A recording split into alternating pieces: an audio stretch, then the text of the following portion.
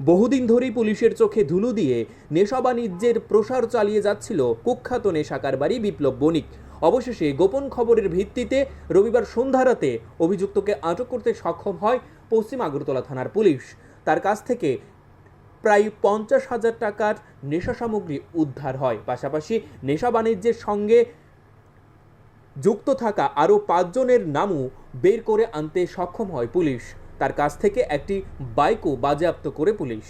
সোমবার সাংবাদিকদের ডেকে গোটা বিষয় তুলে ধরেন ওসি পরিতোষ দাস। তার বিরুদ্ধে এনডিপিএস অ্যাক্টে মামলা গ্রহণ করে ঘটনার তদন্ত শুরু করা হয়েছে। আজই তাকে আদালতে পেশ করা হয় বলে জানান ওসি পরিতোষ দাস।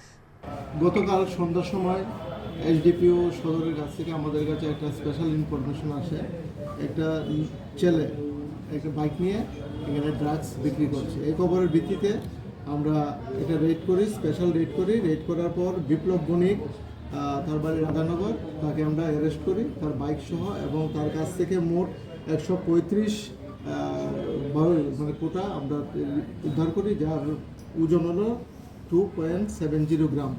এই ব্যাপারে আমরা একটা এনডিপিএস কেস নিয়েছি, যার number 96/2024 under section 21A 25-29 of NDPS.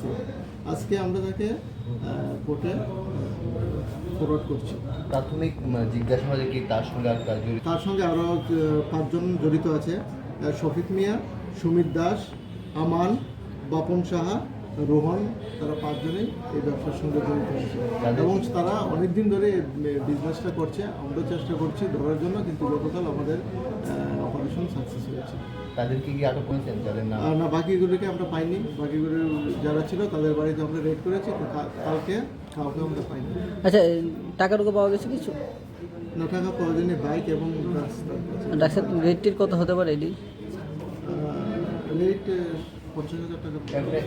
উনি কার থেকে এনেছে কিছু? অ্যাকচুয়ালি এটা ইনভেস্টিগেশন পার্ট, আমরা এটা পরবর্তী সময় আপনাদেরকে জানিয়ে দেবো। ঠিক আছে। Bureau report, news live 24 Tripura.